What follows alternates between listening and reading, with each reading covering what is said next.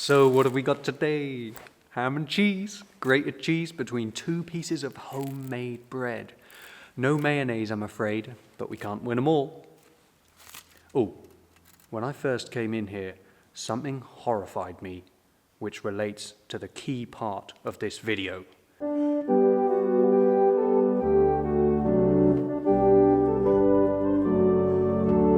Just started to come to terms with it, but it's going to be touch and go.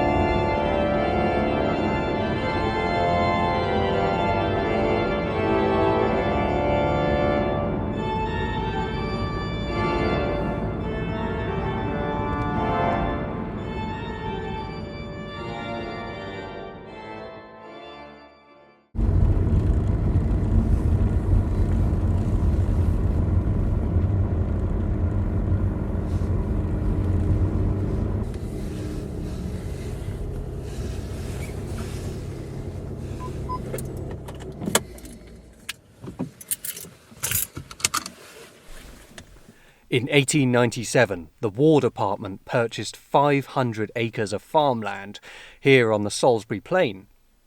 Within the next 6 years, they'd acquired 44,000, making it the largest military training ground in the country. This village, Bulford, is synonymous with the army. The famous Bulford Camp lies just a mile away. But I'm here in the old village, in search of St. Leonard's Church and its pipe organ. I've got the fingerless gloves, 2 hats, and I'm here for some endurance training of my own.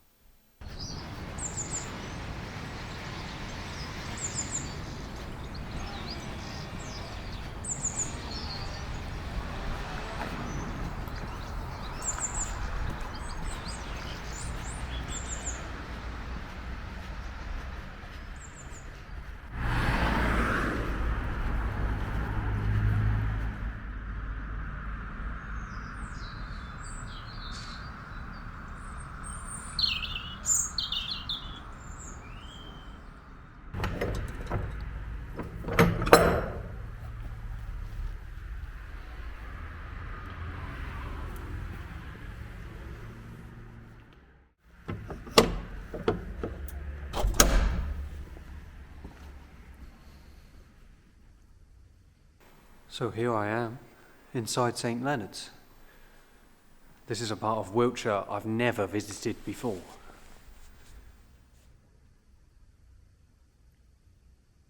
A very striking church in its appearance, a very squat tower. I believe that the foundations this building is constructed on were too weak, so the tower had to be shortened, hence the rather peculiar appearance from the outside.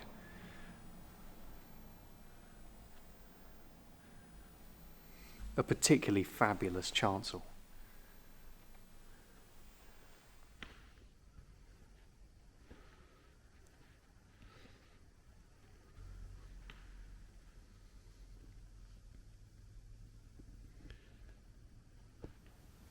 The church consists of a nave, chancel and tower, and a modern transeptual annex on the north side.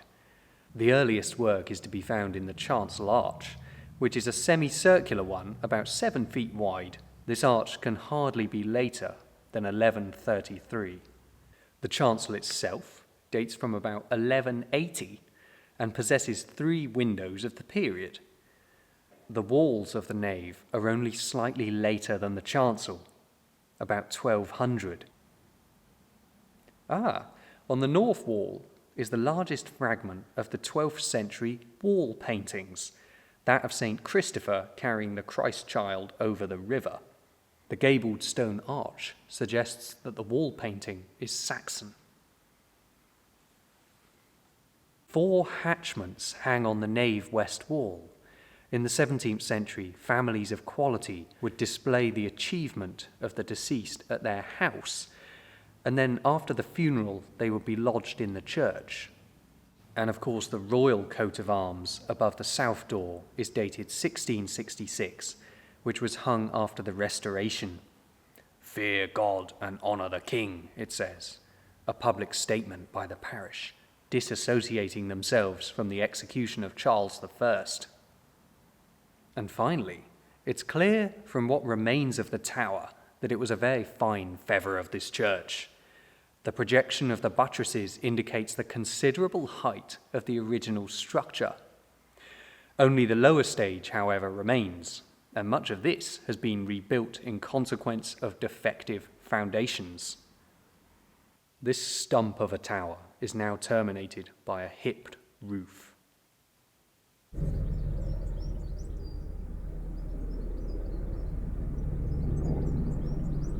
So, viewers, don't say a word.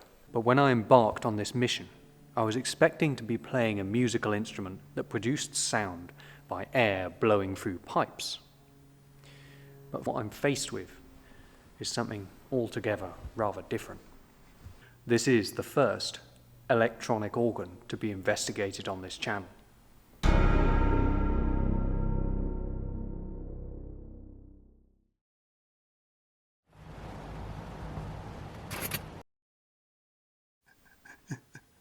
One of the best things about self-producing and self-filming your own videos is that you can interrupt them in whatever ridiculous way you choose. That cat, you may recall, had to be politely removed from my car on my first ever organ road trip back in August. It started out as a hobby, as most of musicians' work does, but it's developed into something rather more serious, and every time it's more fascinating to me investigating the history of these hidden churches and their organs. All the financial expense to purchase the equipment, and of course the considerable time editing, takes its toll for a working musician with no other form of income. With that in mind, I've created a handy PayPal link which I've inserted beneath this video. So if you enjoy these films, you can support my work, and it's the best way of doing so. Let's start by talking about the various advantages of electronic instruments. No need to tune them, no ciphers, but also the capability for a much smaller instrument that can produce much more sound, much more support for the congregation singing hymns. Look at this array of stops. Also increased repertoire. You can play much more music, in theory, on one of these. Finally, a fantastic practice instrument. If you were learning to play the organ, this would be ideal. This organ was built by Johannes. I believe it's about 40 years old. 2 keyboards and a full-size pedal board. Switch it on.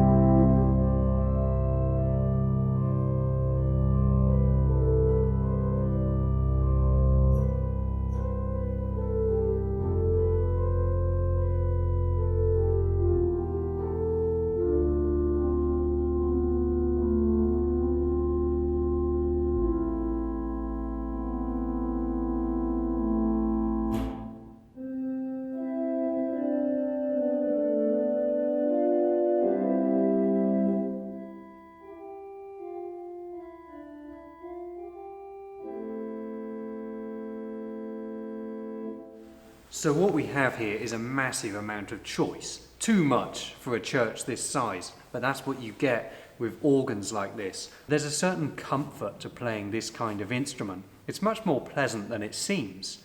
Once you get used to the sounds, you can actually produce some really nice quality effects.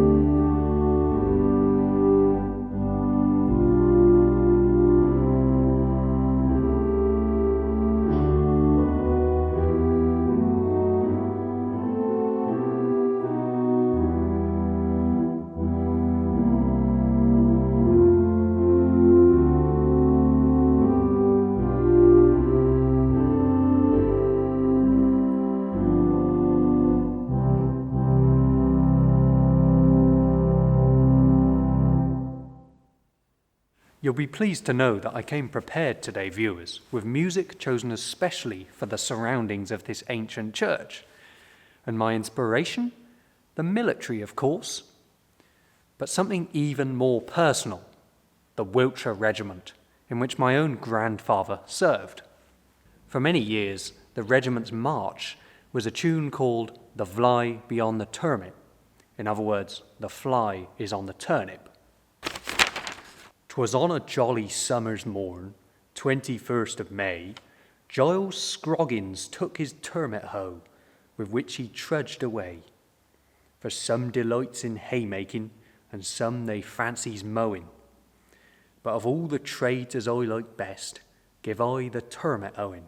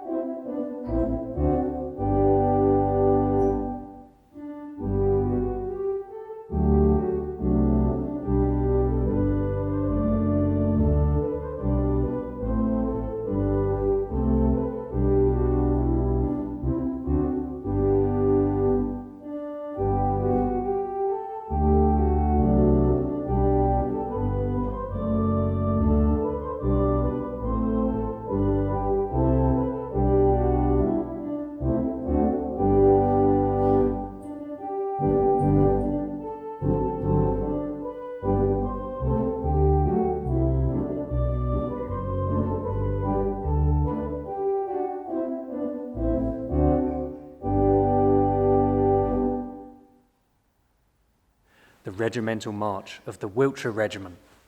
They did have another march though, a slow march, which unusually has its roots in a Scottish tune, Old Robin Grey.